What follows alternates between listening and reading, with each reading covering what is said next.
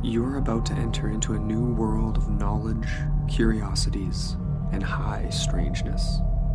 This is a podcast of Straight Up Strange Productions.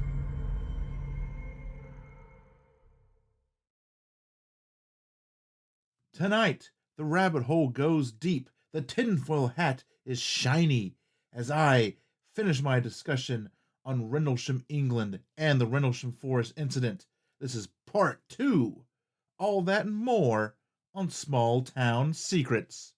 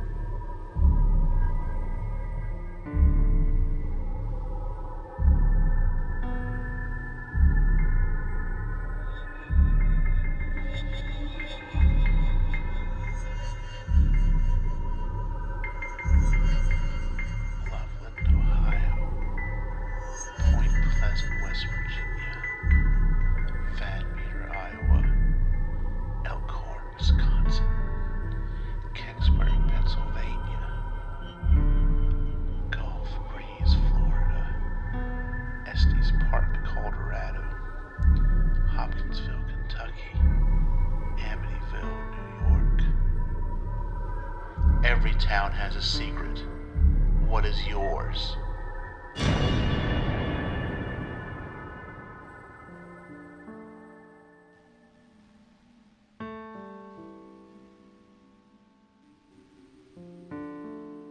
Hello, everybody, and welcome to episode 5.10, the final episode of Season 5, the final episode of Rendlesham Forest. It all ends here, as they say. But yes, so if you remember from last week, I pretty much did the whole story from beginning to end. And because tonight, on this episode, I want to focus on a couple of very major explanations for what might have happened that night in Rendlesham Forest. And then we'll talk about a couple of just slightly smaller plausible scenarios. You know, the same ones that we always get into whenever we talk about UFOs, really. And then I'll circle back around and I'll just kind of, I'll give some notes. I'll give some opinions about the whole thing and where I'm at on it. And then we'll go in. Of course, there's some news to talk about. There's some Your Small Town Secrets to talk about. We'll finish up the episode. And we will finish up the season, and then we can all start looking forward to season 6. So really, that's all I've got. No big intro tonight, no banter, none of that. Let's just get right into Rendlesham Forest Part 2. Hello. Do you like werewolves? Ghosts? How about weird legends, folklore? Or is witchcraft your thing? Then join us on Charles Christian's Weird Tales radio show every Thursday. We're on Apple and Google Podcasts, Spotify, Acast, YouTube, and at weirdtalesradio.com. When you start looking into the Rendlesham Incident, many go straight to it being an alien craft. And a lot of people, especially people like Larry Warren, sure thought so. Warren was a newbie at the base at the time, arriving just weeks before the incident. He claims he was part of a group assembled to fire up and deploy the light alls. Remember, we talked about those a little bit in depth. Those are the gas-powered spotlights, basically, that they had a lot of trouble with getting up and running. So Larry worked on the base and says that he was part of one of these groups whose first task was to get the light-alls going. But he later found himself far out in the woods, near the edge of the woods actually, out by all the farmers' fields that bordered a certain section of the woods. We'd also talked about that, about the animals, the dogs and everything from all the farmers around making noise. Warren goes on to say that he and at least 40 other men came upon a pulsating, kind of like a mist, a fog, pulsating with light. And while in this mist, the words, "Here it comes," crackled over their radios. He and this group of men that he was with saw a red light fly overhead. This light then exploded in a blinding white light. After that light faded, a triangle craft landed before them. So far, most of this seems in line with what I discussed last week, but then things take a turn. Inside the craft were two beings, floating beings. He described them as, like, they weren't really sitting, they weren't standing, they were just kind of hovering inside the craft. A higher up then went up to the craft and began speaking with them.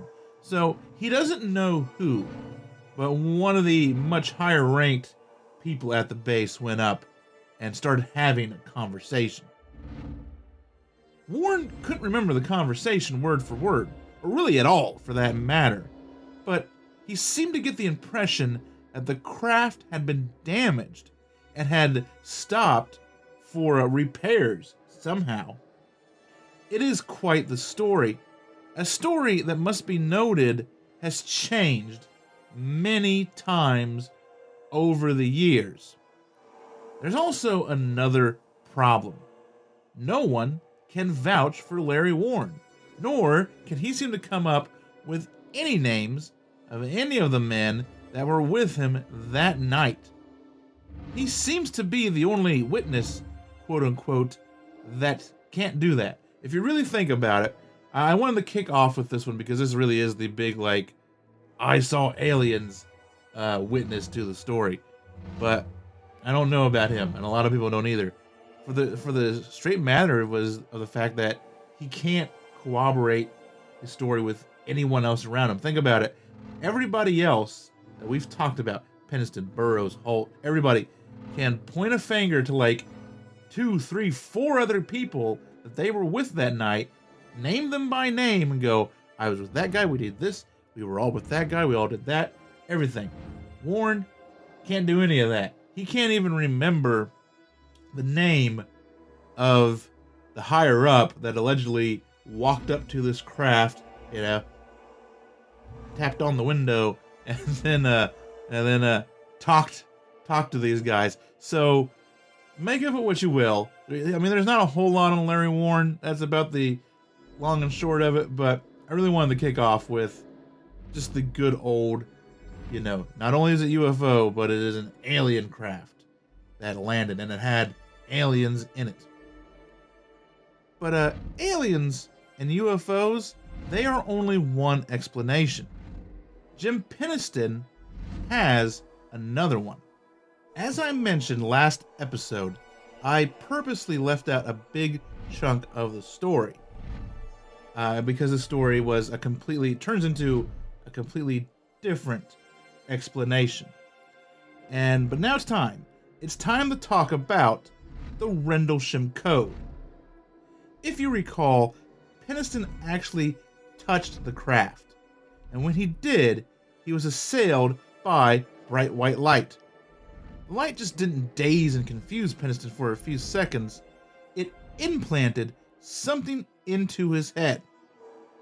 Trapped in his head was a series of 1s and 0s, or commonly known as binary code. So I'm going to stop and get nerdy for like a minute and explain to everyone, if you don't know, what binary is. Binary is essentially a code that all of our computers use to basically output information. So it's all 1s and 0s, right? And I don't know I can't tell you what anything in binary is, but like, for example, if you type an A on your keyboard, your computer does not look at it and go, oh, that's an A. Your computer goes, that is 010 or whatever, and knows that you have typed an A because it gets the binary code 010 or whatever that would be, and then puts an A on your Microsoft Word or whatever it is. That's a very low-level layman's way of explaining what binary code is, but it is a thing. All ones and zeros, and it's been around since, computers have been around. For the next couple of days, while he was at home, he was plagued by this code buzzing around in his head. He didn't know what to do with it. One morning after he woke, and this was probably around the time that he went back with his buddy from town to go make their own plaster cast of the landing gear. This was all kind of that same kind of time frame, that couple of days in between there. He grabbed a small notebook after he woke up, and he wrote the whole code down. One malfunctioning pen, and 16 pages later, it was all on paper and seemingly out of his head. So, I mean, he kind of, describes it as this was just in his head. He could see it. He could, say it. But once he got it out, once he wrote it down, once he got it on something tangible, it was gone, and he couldn't, before he could probably sit there and recite it to somebody. 10001010, Once he wrote it down, gone out of his head, couldn't remember one of it, and he felt so much better. Probably the most normal he felt in those last few days around the incident. And after that, he put the notebook away, and I didn't think about the code for over a decade. However, in 1994, he underwent hypnotic regression for PTSD and other health issues like anxiety and stuff like that. So it's very important to note that he did not do this. It wasn't like a Betty and Barney Hill thing where he went under regression to remember stuff about said UFO incident. It wasn't for that at all. It was for completely different reasons. I mean, maybe the PTSD might have had a dusting of that, might have been on there, but he didn't go there specifically to be like, I want to remember Rendlesham. He went there for other issues. In this regression, he recalls not only the code, but he also says the code was downloaded into his head after activating one of the glyphs on the side of the craft. As the regression proceeded, Penniston remembers being interviewed by two kind of unknown men, probably very Men in Blacky, I would almost assume, and they revealed a couple of very interesting things to him during this interview. The code that he had been bestowed with was called binary. Like, this is 1994, your average Joe doesn't know what binary is in 1994, and I sure as hell didn't know what it was in 1980. So he had ones and zeros, he knew that what he had, he didn't know what they were called. Now he knows what they're called. And then he was told that the craft was actually piloted by, have you gotten there yet? Time travelers. Where else would the binary come from? We made it up. It's got to be from us. So I think he was also told that these guys like to come back. We're having trouble reproducing in the future, so they come back to the past in order to harvest stuff from us to continue living in the future. So I've heard. And he was also told by these men to keep quiet. And he did keep quiet until 2010. In 2010, Penniston shared sections of the code with a couple of trusted people, such as Linda Moulton Howe and Kim Sheeran, who was a co-executive producer for Ancient Aliens. And then later, a couple of men, well-versed in ASCII, which is another computer language, and binary code, Nick Cast and Joe Lucino. He and Linda had spent the day shooting with a TV crew, and I'm assuming it was an Ancient Aliens, I'm not sure if it was like an Ancient Aliens episode or something for them, but he was shooting something with Linda and these others. And he brought out his notebook because someone wanted to check a date for something that they were discussing. And he was like, oh, I have my notebook here from that time. Let's look it up. And while they were searching for this date, they stumbled upon, the code, the 16 pages of binary. And everyone was like, nope, this is what we need to talk about. This is the important thing. So then I am assuming that is when they reached out to Nick and Joe to look at it further. So at the time, only a small part of the code had been made available to be decoded. And it starts like this. Exploration of Humanity, 666-8100. And then the next line is appears to be latitude and longitude for High Brazil, which is not Brazil. This is Brazil with an S, not a Z. And this is in Ireland. And then it goes on to say, continuous for planetary advan, question mark, question mark, question mark. Coordinate, not coordinate, coordinate. Content out, CONTINOUT. And then it kind of just ends in a bunch of gibberish letters. UQS, CBPR, and then the word before. And then after that, it goes on to give what appears to be more latitude and longitude to various esoteric sites around the globe, such as Sedona, Arizona, the Great Pyramid, and the Nazca Lines, just to name a few. It ends with Eyes of Our Eyes, High Brazil, again, the place in Ireland, which was the origin, and then origin year 8100. And I will stop here for a minute and say that after that episode, Chris Voidberg and I got to talking. If you remember, Chris is the guy who sent in the story about the neon-colored, flailing, weird entity that he saw when he was a kid. We looked at a little bit of this. I sent him pictures because in the book, in the Nick Pope book that I used a lot last episode, I'm using a lot here, there's pictures of all 16 pages. That was the first time it was released in its entirety. It was in that book, and we kind of messed around with it a little bit. I don't think a lot came out of just throwing it into like a binary translator and getting results, but some fun things come up when you put certain lines of it into the secret cipher of the Euphonauts that we all know from Hellier, such as Exploration of Humanity, popping out to translate to accursed be it, which is interesting. So if anyone wants to mess around with that and see what you get, or if you're really bored and you're really good at binary and you know something that I don't, that which is most of it, maybe you can find something else. And if you do, please let me know about it. But we did mess around with it just a little bit. We had a little discussion, and it was kind of a neat thing to do. So I want to thank Chris real quick for just having that back and forth and having that discussion. Maybe when I get a chance here over the break, maybe I'll mess around with it a little bit. Or I know a couple of people that might know enough about binary, might know enough about back end stuff to maybe make some sense of it.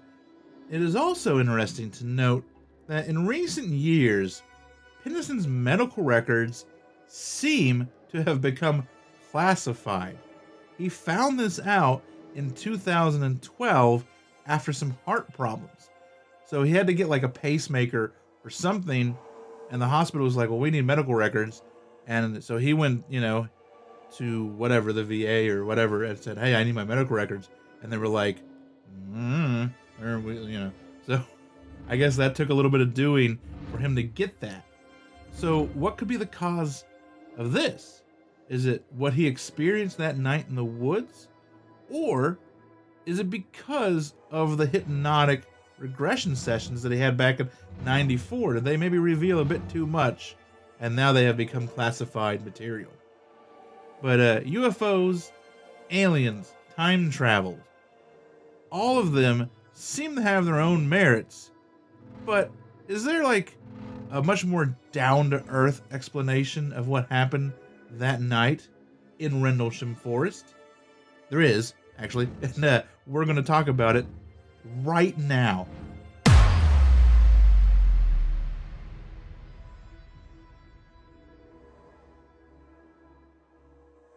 So this is the part where we're really going to go down a conspiracy rabbit hole. A proper conspiracy rabbit hole. I'm talking the Charlie meme and all of it. So get your tinfoil, get your, and I say all this with love, by the way. Get your string, get your cork boards out, because this is where it's going to get like I said, proper military conspiracy theory as we talk about all of this stuff. I said down to earth, and what I meant was down to earth. I didn't mean like everything was going to be nice and prim and proper. I'm just saying it doesn't involve aliens. It doesn't involve time travelers. This doesn't involve like a weird binary code or otherworldly events of any sort. Everything in what I'm about to talk about could happen, probably has happened. Did it happen in a way that made Rendlesham be a fit for it? I don't know. But it's about to get thick in here with conspiracy. So the area around Rendlesham Forest is a hotbed of intriguing places.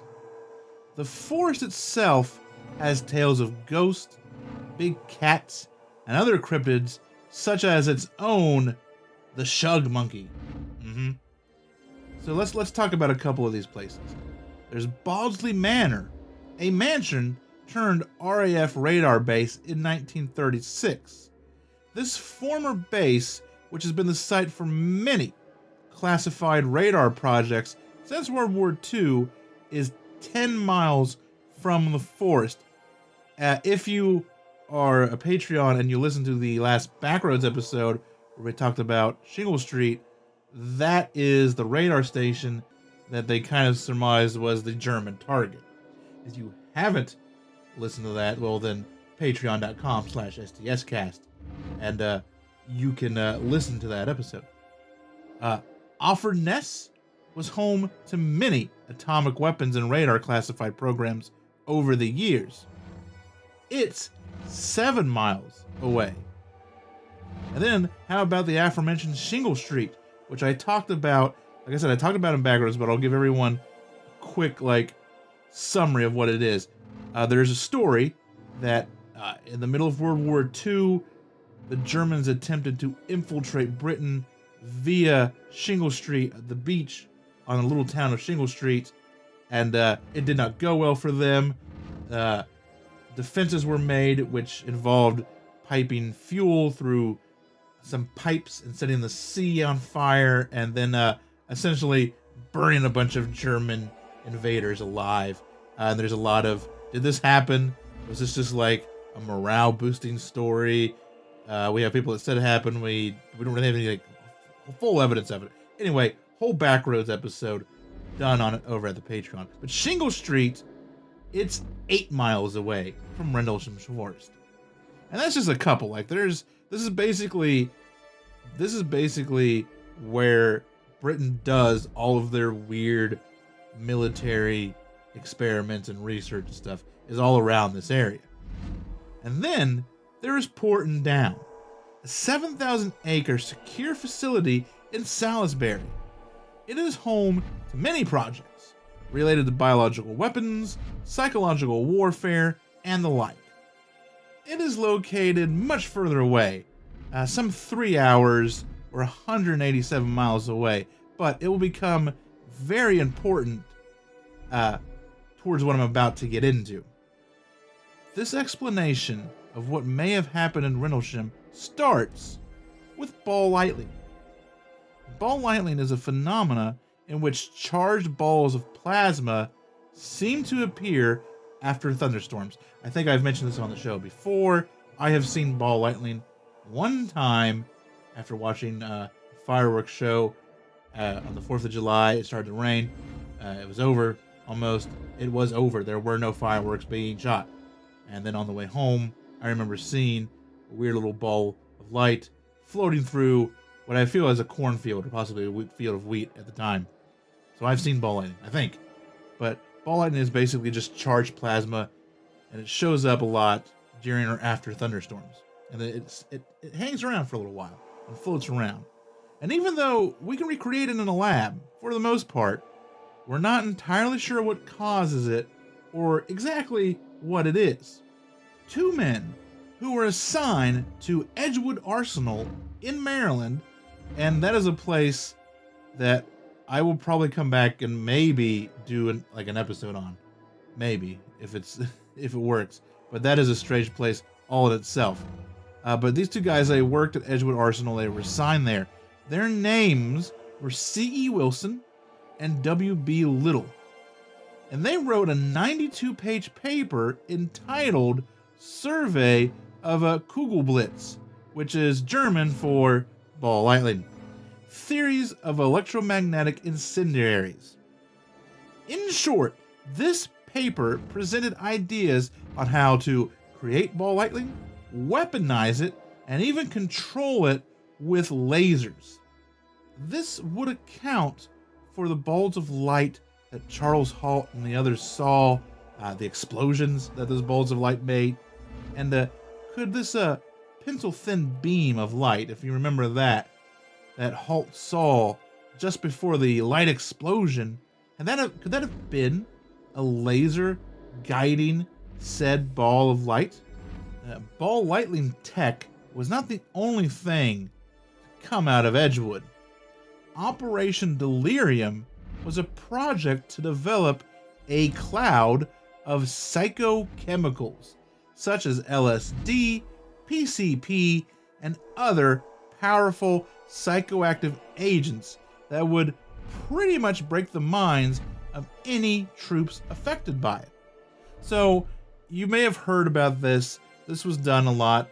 We would experiment with LSD and PCP, and there's footage out there of it, of people on it. You know, they would pay these guys like, hey, come down this weekend. We'll give you a few bucks and three hots and a cot for the weekend, but we want you to take this stuff and help us out a little bit.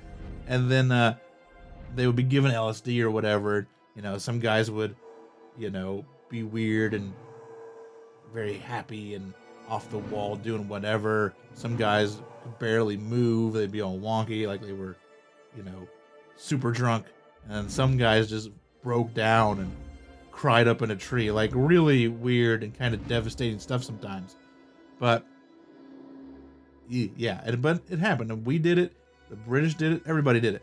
Porton Down conducted similar experiments on unsuspecting troops in the 50s and the 60s.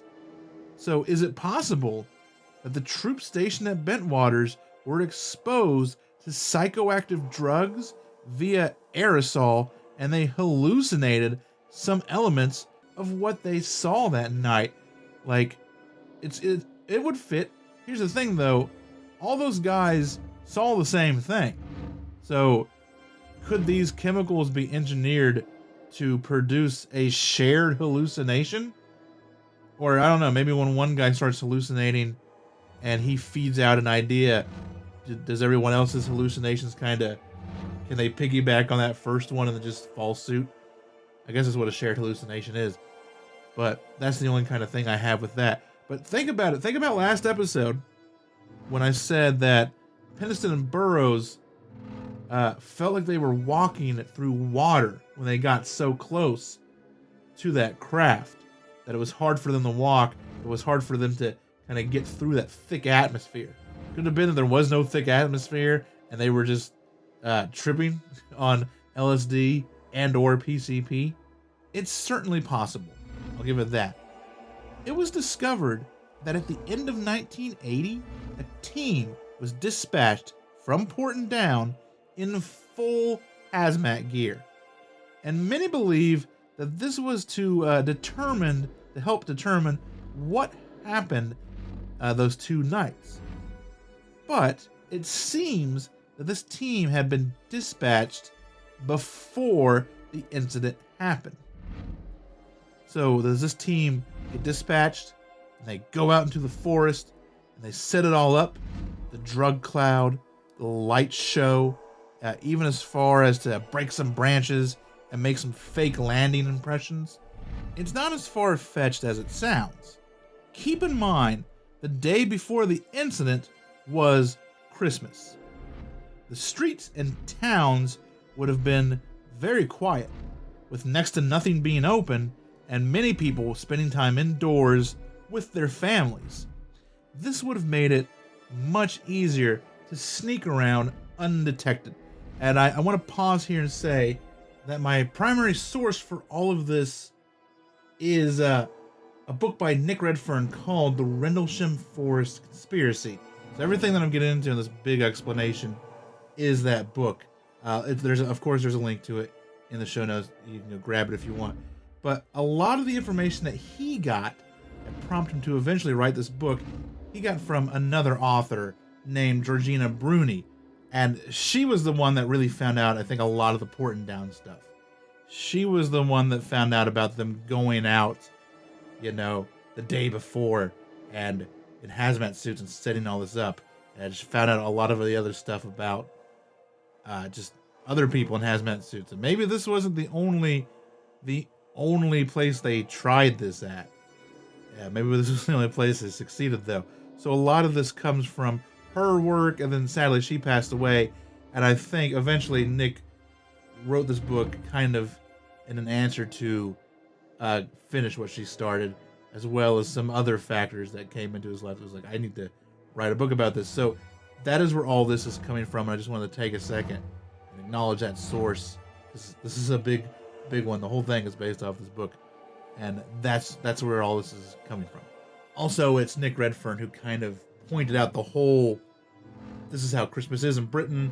Everything is very quiet. No one goes out, which makes a whole lot of sense. And he kind of came up with that. That would be the perfect time to do it because it's the holidays, because everyone is going to be concerned with other things. So that's the whole Portendown angle and what they might have done in this grand scheme. But how about the radar readings from that night? In the last episode, I mentioned that something was caught on radar, hung around for about 15 minutes before flying off and disappearing. This too can be explained by a military project, something called a ghost aircraft. There was a man named S. Eugene Poteet, who was an electrical engineer and a physicist, who also worked on the U-2 and the USR-71 spy plane. And oh yeah, he was also a CIA scientific officer. It was Poteet who came up with the idea of the ghost aircraft, as quoted from Volume 42, Number 1 of the 1998 edition of Studies in Intelligence. This is a direct quote from that edition. From him, I came up with a scheme to electronically generate and inject carefully calibrated false target into Soviet radars, deceiving them into seeing and tracking a ghost aircraft. Could the British government have used such a technique to fool its own radar operators around Rendlesham Forest? Of course, all of these schemes and projects, they're all over the place. But perhaps the Tizard Committee may be the answer to it all. The committee was started in 1930 and helped develop modern radar, which we first saw during World War II, most of which was at Balsley Manor. The committee also served as an information sharing program between Britain and the US. Is it possible that over the years, the two governments shared more than just radar information, bringing all of this information, all of these ideas into one place to later be used by the British government, or maybe even the US government, or maybe both of them, as an experiment to see how troops would react to seeing something out of this world? Either as just to see what would happen, or maybe they were testing it as a deterrent, a military deterrent to use on the Russians or something like that. But it all is there. It's all kind of loose, but it can come together. Balsley Manor, the radar, they handle the ghost aircraft. Perhaps Offord Ness help with the Kugel Blitz and the lasers. And then Porton Down takes care of the chemicals and carries out the whole plan. It's a lot of moving parts, but it does seem plausible. And after all, the military has done very similar things. Like I said, think of like MK Ultra. Think of the LSD test and stuff that I mentioned earlier. Stuff like that has happened before. And like I said, it's a lot to take in. That's pretty much the gist of it. Like I said, I'll link that book in the show notes. There is a lot to chew on in it, and a lot of stuff I didn't mention. There's a whole part with like holograms that may be able to make physical things. And I really didn't get into it because I don't know if I buy that we have holograms that can make something solid. But the explanation for it was very quantum physics and stuff, so maybe so. But there's a whole section on that in there, and some other great stuff. And yeah, it all makes sense, and it all could come together, and they very well could have done it, and I would be just as intrigued with the mystery if that's the explanation. My only problem with all of this is, yeah, you're reading that book, you know, and you're waiting. Like, he found so many documents, so much freedom of information stuff, and, you know, connected all of these things. He got like a book sent to his house before he started writing this book that was about this book, and he doesn't know who sent it to him, and it was about, you know, I think the ball lightning stuff was in it. Just weird stuff. But there's not a smoking gun in there. And I guess there isn't. I guess there wouldn't be. Because if he had found a document that said, oh yeah, in 1980, Britain started Project Limelight or whatever, and that is what they triggered, that is what they did to these guys in Rendlesham Forest, then I guess the mystery would be solved if there was such a document. And I may not be talking about it right now. But like, where it stands, he you know, a bunch of really interesting projects were found and linked together in a way that makes sense. But there's nothing in the book or any documents that we have seen that tie up every loose end and say, yes, this is, we could take this document and say, it doesn't say Rendlesham Forest, but it does say they tried to do something with all of these things in Britain in the 80s, and we can surmise. It doesn't get that far, and that's the only issue I have with it.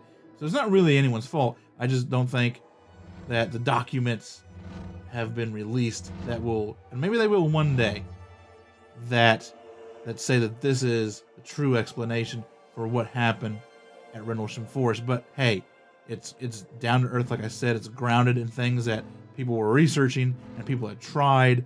It is a completely human explanation, a completely plausible explanation. So the only thing that I can come to a conclusion to is that Rendlesham Forest was 100%, without a doubt, time travelers. Thank you very much. And with that all explained, let's just take a look. Let's take a minute to talk about some of the more mundane explanations for that night.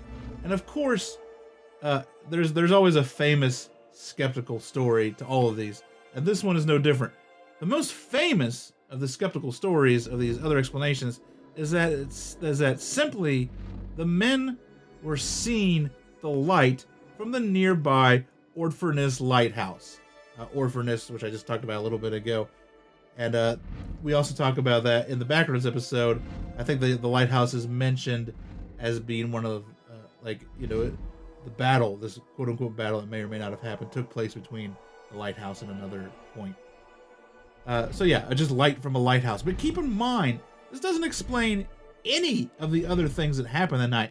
It doesn't explain the craft. It doesn't explain the radiation. It doesn't explain, trees breaking or any of that. It just explains the lights. And, which doesn't really jive with anyone, really, unless you just want to completely write it off, because these men were very familiar with the area. They lived there. They worked there. They knew where the lighthouse was. And in fact, the lighthouse is mentioned as being identified, as being like a point of like, yeah, we saw the lighthouse, so we could tell where other stuff was at, in no less than 5 of the witness statements. So a lot of skeptics will bring up this whole lighthouse thing. It really doesn't hold any water whatsoever. And then there is a great story, I love it, of a former USAF policeman named Kevin Condy. And he said that back in 1980, he was at Bentwaters and all this, and he played a prank by driving around in the forest around the East Gate. He had put a green, he had put whatever stuff over his lights to change the color to like green and red or whatever. And he drove around with his lights blaring and his siren going making weird noises. And he drove around the forest for a little bit, and then he just turned it off and drove away. But once again, problems with this. Once again, it doesn't account for anything else. It doesn't account for the broken trees, the radiation, all of that. It just accounts for the strange lights. And he can't tell us when he did this prank. He's like, I did it in 1980. But he can't, tell us, I did it Christmas 1980. He could have done it in July, for all we know. And the other thing that I don't like about this one, even though I think it's very fun, is that, last episode, I told you on that first night that Pennington, Burroughs, and the other guy that went out there with him, his name escapes me at the moment, they went out on a Jeep, but they had to stop and go on foot because the roads around the forest or whatever you couldn't drive on them very well. So I don't know if this guy was just driving around on like paved roads or whatever, or if he was like if he says he was in the woods, which makes me think like, but these guys couldn't get out there and, on a Jeep just to go out there. Could this guy drive around the thick woods at night? And he was a military policeman, so I'm assuming he probably had a Jeep as well. But like, if they couldn't have done that, could he have done that? I don't think so. And then, of course, there are your standard ones that we always get. Meteors, satellites, experimental aircraft. And, and I'm sure that a few people out there think that it was just swamp gas. But no matter what happened, be it aliens, time travelers, it was totally fucking time travelers, a clandestine government project, or a cop who thought he was being funny. Whatever happened, something happened in Rendlesham Forest that night in 1980. And it's something that's changed the lives of many men. And none, I think, for the better. And that's it. That's my entire presentation, my entire podcast on the Rendlesham Forest incident. And like I said, I'm intrigued by it. I think it is a more intriguing case at this point than Roswell. Unless some amazing deathbed confession or, a piece of that weird metal shows up, I think Roswell will quickly become a ghost. Just, it's too old. Too many people that were around are not around anymore. And if it's been buried, I think it's been buried long enough where it's going to be very hard to dig any of it up. But Rendlesham is not that old. It took place in much more modern times. We have so much more information on it, so many more documents, and most of these people are still around, and they are willing to talk. Like I said, Holt has gone full-blown UFO with everything. He talks about it all the time now. He's like, it was UFOs, it was UFOs, it was UFOs. Pennington and Burroughs helped write that book with Nick Pope and all of that. And I think Pennington wrote another book with somebody else. So I think that Roswell is interesting, but it's not going to be the case that cracks it. I think Rendlesham may be the case that helps us get further to the truth on whatever's going on out there. Which is, of course, time travel. Duh. So there you go. That is the middle of the show. A little intermission, little music, and I will be back with your local headlines.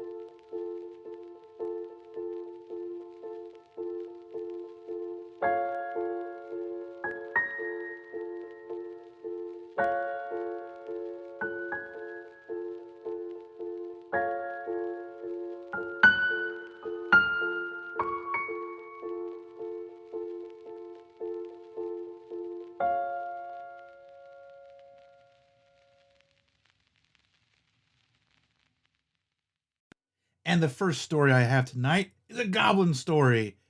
It is entitled A Thukalasi on the Loose, written by Cabello DePaulo from thevoicebw.com. This is from Botswana. Young boy tormented by faceless creature in Tobane. A violent, short-tempered, faceless creature with a fierce throw and even hotter slap has been tormenting an 11-year-old Tobane primary school boy.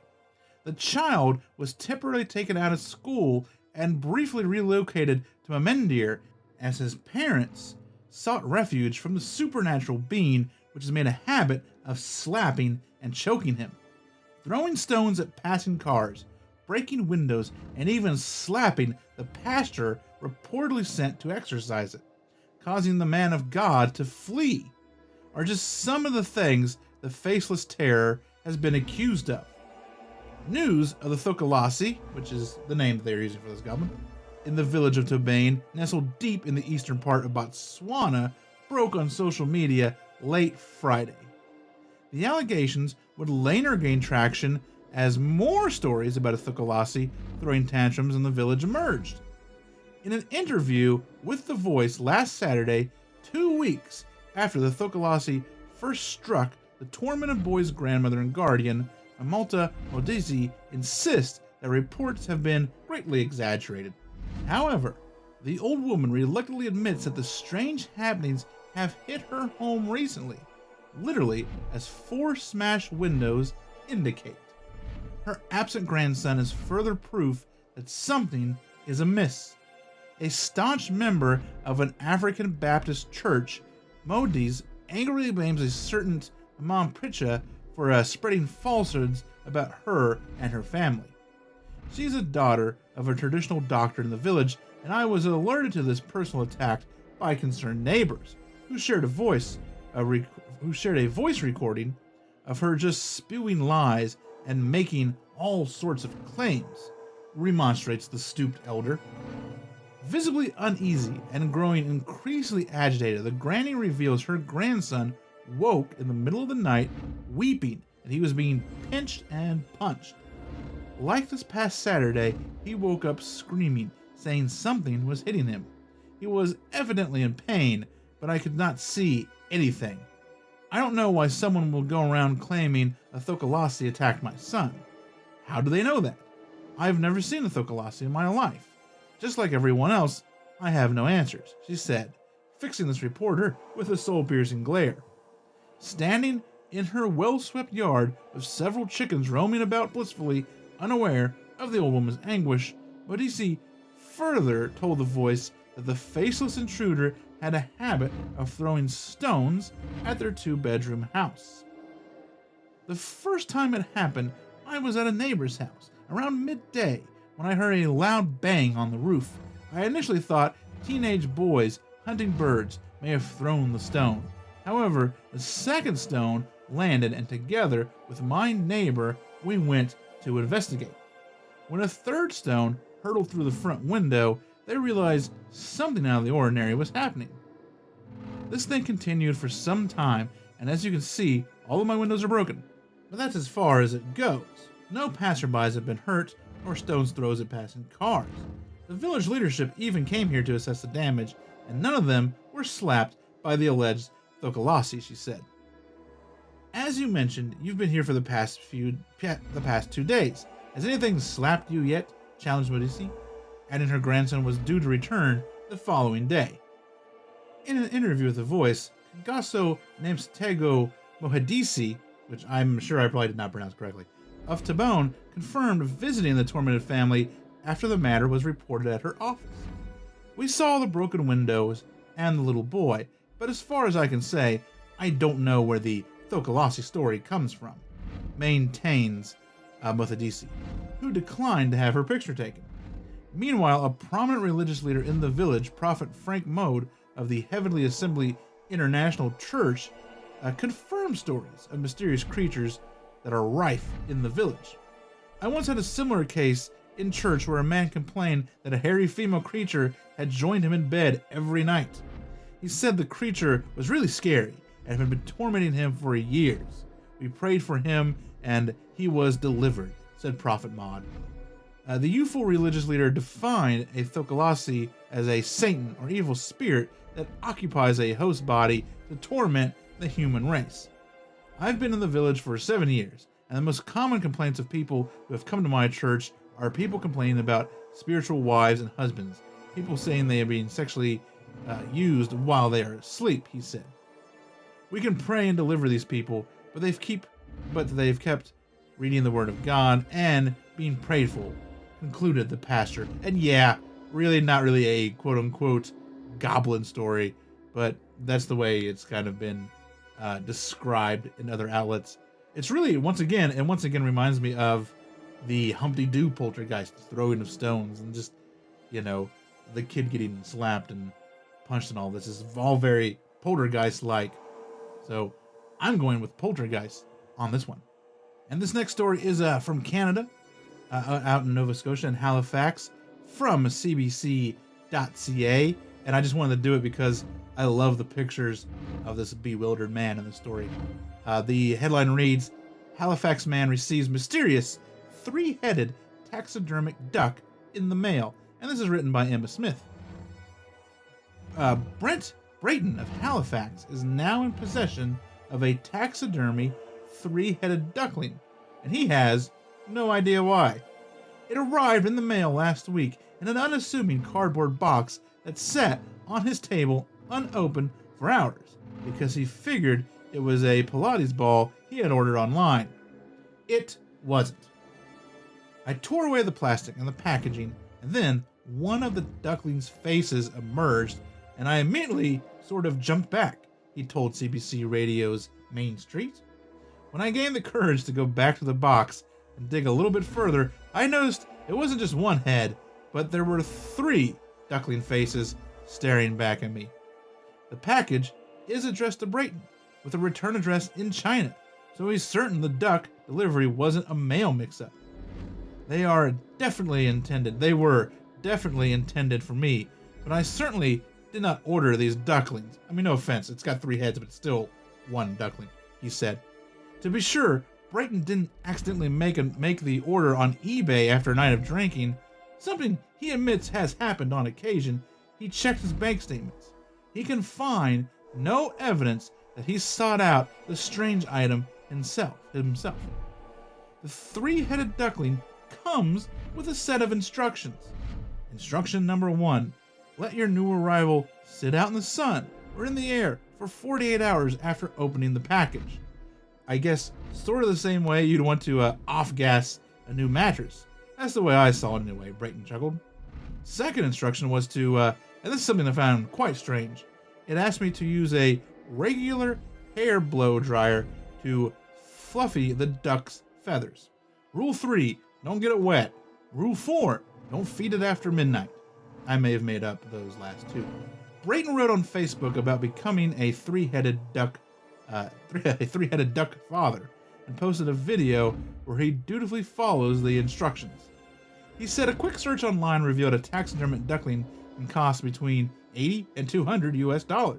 This is an expensive artifact, he said, and I can't imagine a company sending away all of these ducklings when they're quite valuable.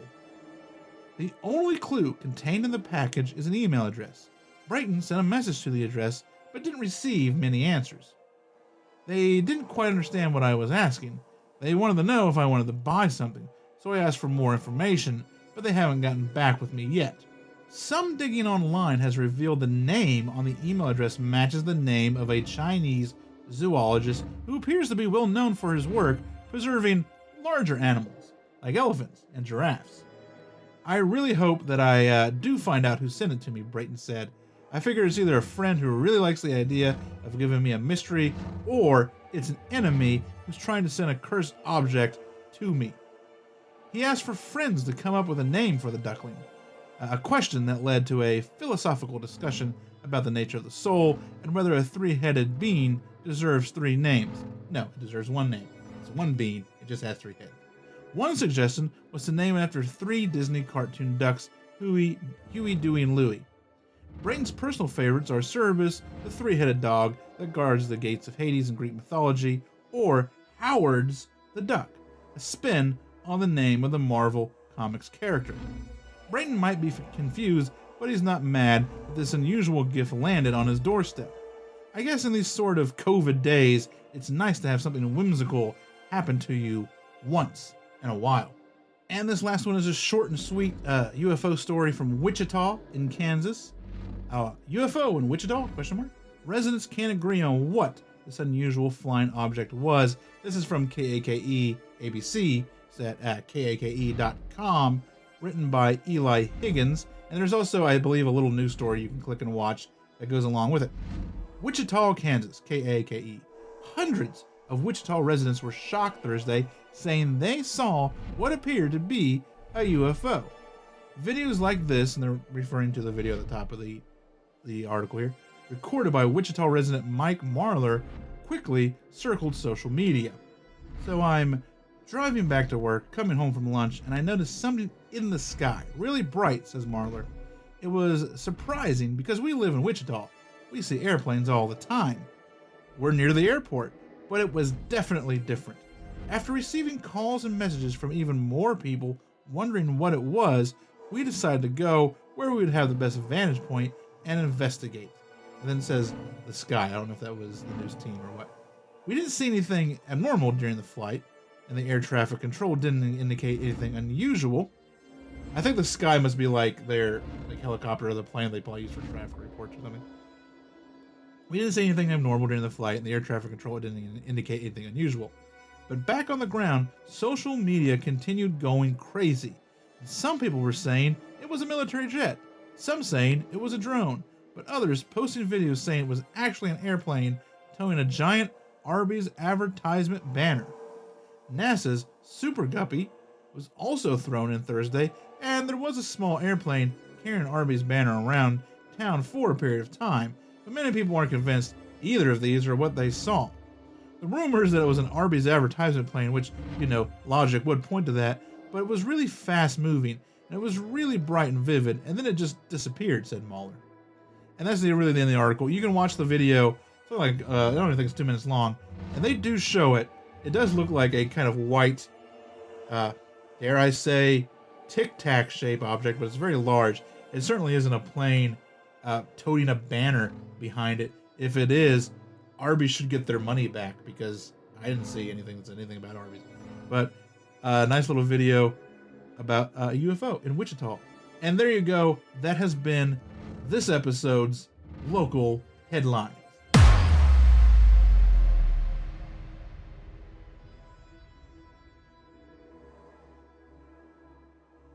And tonight, for the Your Small Town Secret segment, I have a twofer from the same Reddit user, going by the username Same Old. Two stories from them. I think they take place in the same house or around the same property. Here is their first story. I'll try to keep this fairly short. On September 22nd, the love of my life died unexpectedly. He is the most important person to me, and I have never been able to bond with anyone like I had with him. It was absolutely devastating, to say the least. A month prior to this, I started feeling weirdly spiritually driven. I started meditating and chanting, and that led me to hearing my intuition very clearly and following it. Although I've always thought of myself to be spiritual, I never actually put it into practice. 2 weeks before he died, I found this spot out in the woods and started building this structure, like a big teepee hut, and on the inside was a big circle on the ground of balanced sticks and branches to form what looked like a nest. I used it as my sacred space. I'm not sure why, but I became obsessed with it. I was out there 10 hours a day working on this thing. I even cemented in enormous branches and trunks I used as main posts with mud that I had to climb down into the banks near the river for. It was honestly a ton of work, but I loved it and felt so driven. The day after he died, I went out there and decided to make it a memorial for him. I spent all day painting it. I had been drinking and sobbing and screaming, and by nighttime, I decided I wanted to go for a drive. It was stupid, but I was out on the country. and I drove for a long time, down random roads, listening to music we shared love for and continuing to scream and sob. I kept screaming at him, asking him how he could be so stupid. I screamed that I hated him. I was so emotional that I was driving with my head facing down on the steering wheel.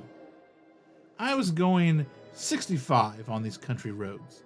I left my brights purposely off and not even looking up at the road unless I could feel my car start to skid from the looser sand at the sides of the road.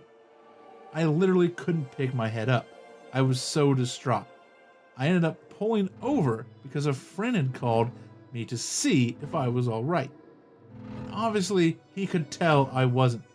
He told me to come back into town and see him so I wouldn't be alone. I mapped my GPS to his place because at this point, I had no idea where I was.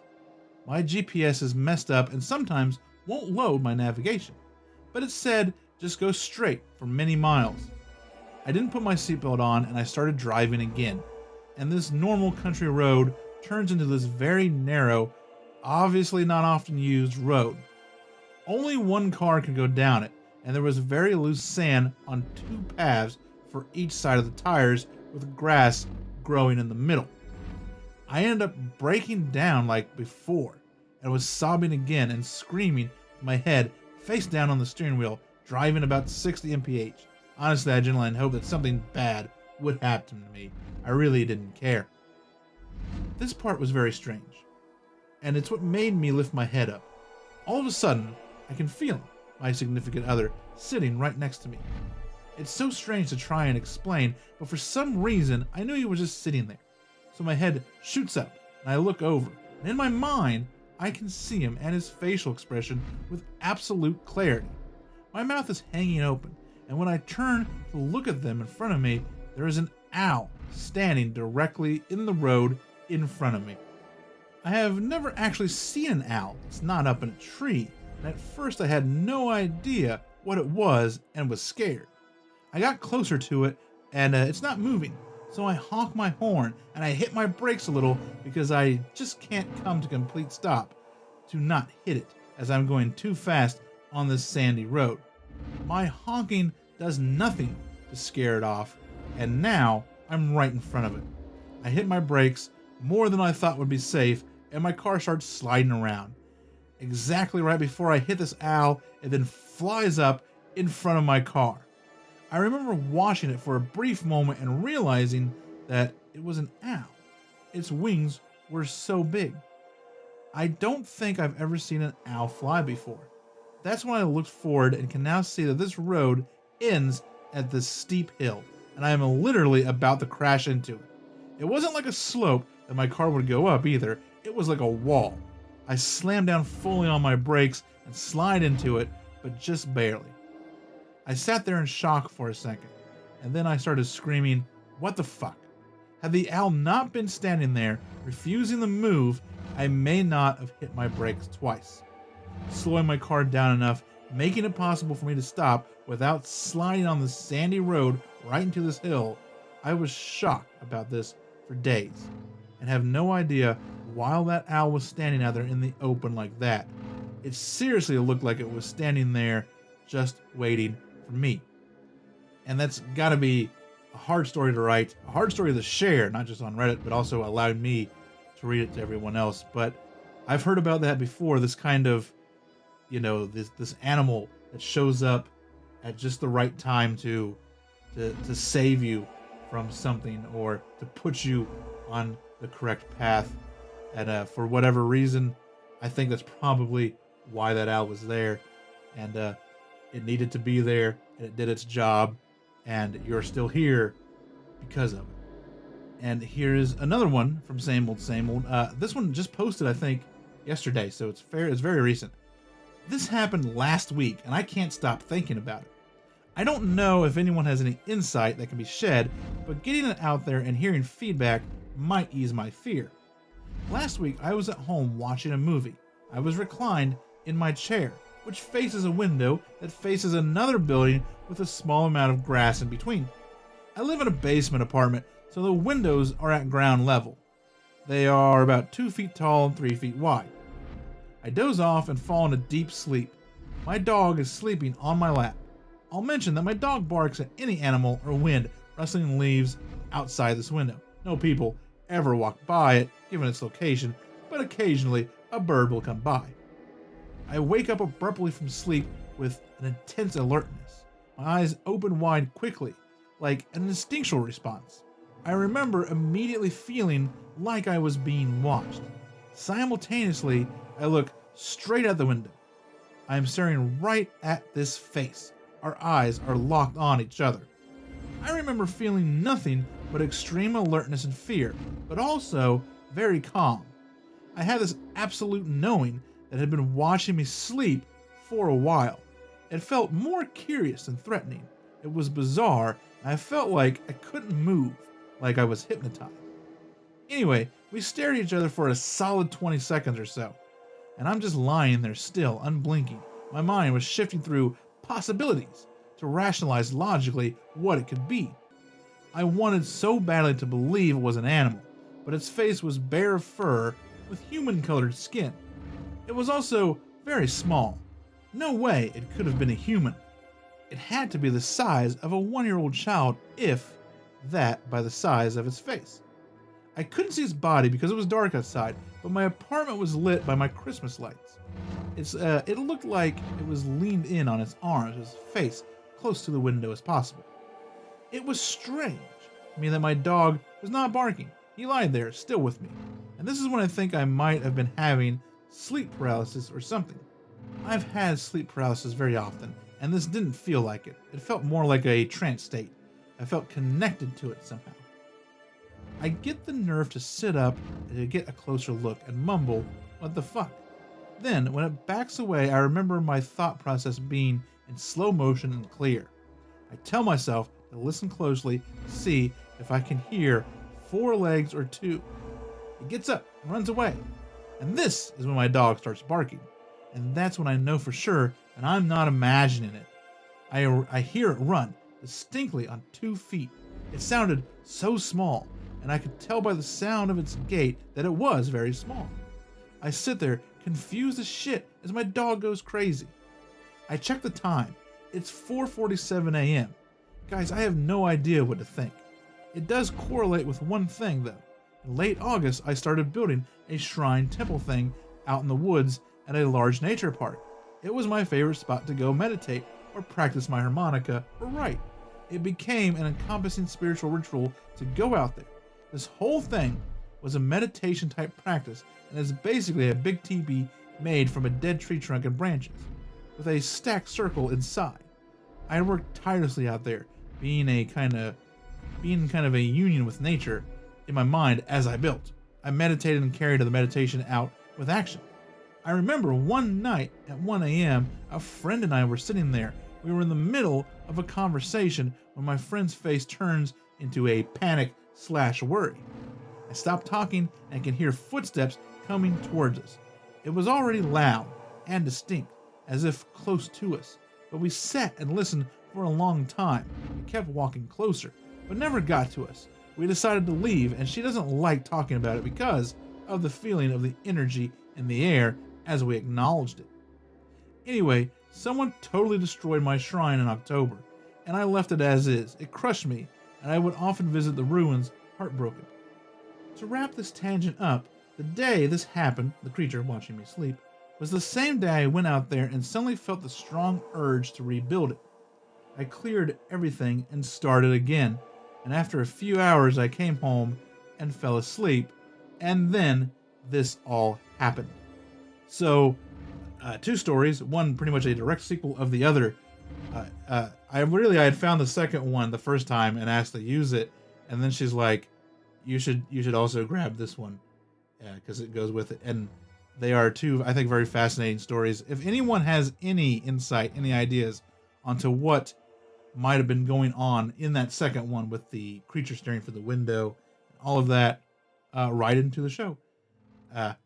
stscastmail@gmail.com. Let me know. I will return, let them know, and maybe some answers can come of it. But those have been those 2 stories. I would like to thank once again Same Old for letting me share both of those stories. And that has been your small town secret for this final episode of season 5. And if you have a small town secret to share, personal experience, like a haunting, a UFO sighting, a Bigfoot sighting, or, you have like a story that made the news that you want to share, anything like that, or you just you want to get in contact with me, you can do that many ways. Social media, you can get a hold of me on Twitter. That's where I'm most active. That and Facebook are both at stscast.com. And Instagram is at stscast.gram. So that is the one that is different. But you can get to me through social media right there. Or you can go to stscast.com, scroll down to the bottom of the main page. There's an email form that you can fill out, and it'll come to me, and we can figure it out. I can just read it on the show like I just did. You want to come on and talk about it. You want to like pre-record something. Maybe you just have an article to send. Anything is great. Let me know. I can get it on. While you're at stscast.com, check out all the other stuff is on there. Show notes, pictures, sources, all that's there. You can click on the merch tab and buy a t-shirt or a coffee mug. I just bought myself another coffee mug because I need one for here. I used to have 2 coffee mugs. One was my small town secret coffee mug that was always here. And then I had one at work that was like an alien head. But I broke the alien head. So I took my small town secret one to work. And now I just use whatever stupid mug I can find lying around the house. But I have finally ordered a second mug to replace basically the alien head. So now I will have proper muggage that I want at both locations. But you can t-shirts, mugs, stickers, all sorts of stuff that's there. There are other ways to support the show. The Patreon link is on there. If you want to make a PayPal donation, you can do that. If you want to help support the show and can't do it financially, then just leave a review, please. 5-star review on your podcatcher of choice, especially iTunes. And just tell a friend. I say it almost every episode. You're probably tired of hearing it, but I'm going to say it again. If everybody gets one other person to listen to the show, then we've doubled the audience, just like that. So thanks once again, everyone, for listening. Thanks, everyone, for supporting this show. I'm going to take a little break and come back for season 6. If you're on Patreon, my plan for this week's Backroads is to find a nice audio file of the Halt tape, the 18 minutes of them out in the forest doing stuff, and throwing that file into Logic Pro, and we'll just go through together, and I'll pause, have some commentary, some stuff to say about it, but we can all listen to it together. That's my plan for Backroads, if I can find a good enough file without too much hassle. If not, it'll be something else. I don't know, but that is what the Patreons had to look forward to. And then, of course, there will be another Backroads episode during the break that'll be about something wacky before we come back for season 6. So that's it. That's a wrap on the episode. That's a wrap on the season. Once again, thanks, everyone. And just remember that every town has a secret. What is yours?